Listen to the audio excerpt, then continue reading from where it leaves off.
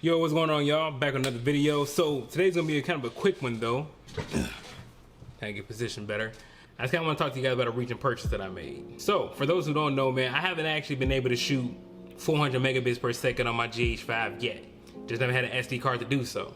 Plus, every time I went to go check for an SD card, man, they was like mad expensive. I'm like for real. I don't know why they cost so much, but they are pretty up there. But nonetheless though, I had a big client coming up, so I'm like, I want to be able to shoot the highest quality possible on this commercial.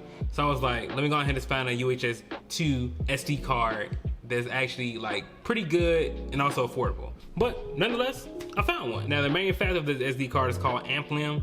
I've never heard of them before, so I really kind of took a chance. But from all the reviews that I had read, everybody said it worked perfectly fine with the GH5 with no problem. Let me kind of just give you guys some information real quick if you're not familiar with like what's the big difference between UHS 2 and the UHS 1 SD card, and why you need a specific card. I would even say a V90 card to even shoot at the 400 megabits per second. So number one, first I need to make sure that you understand how you even come up with this number to even calculate what's the right speed that you need for the GH5. So with that being said, you take 400 megabits per second, you divide that by 8 to get the right speed that you need. They give you a right speed of 50 megabytes per second.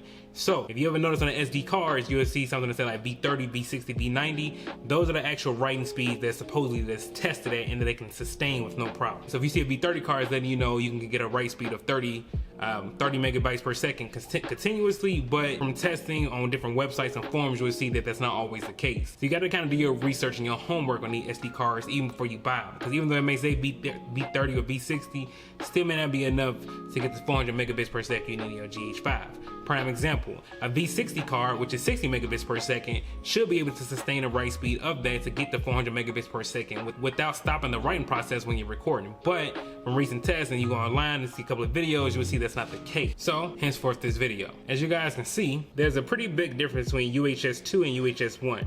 On the UHS 2 card, you can see there's more contact pins for faster speeds versus UHS 1. UHS 1 has less contact pins, UHS 2 has more. Very simple. Now, on to the specifics on this SD card. Now, with this being a V90 card, you would automatically assume that this card should be able to write and fill up the card with no problem. This card has 128 gigabytes on it, so that means with 4K footage at 400 megabits per second, it should fill up the card in 42 minutes. It did, but what I noticed is when I end up grabbing the files, I noticed there were 2 files. Okay, that's a problem. That means that it broke it up. I noticed that it stopped at the 39-minute mark. Now that's not a big deal only because I typically wouldn't just sit there and continuously shoot something at that speed at 400 megabits per second.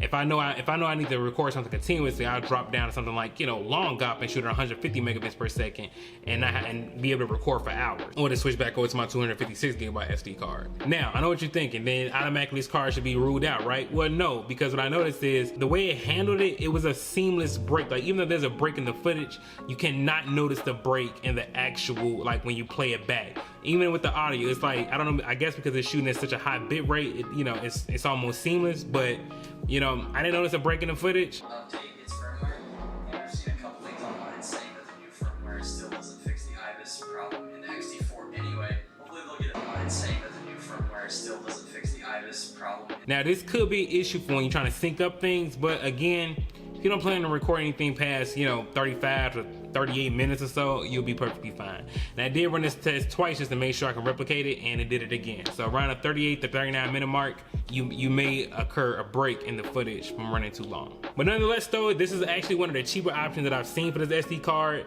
When I bought it, it was around 122 bucks.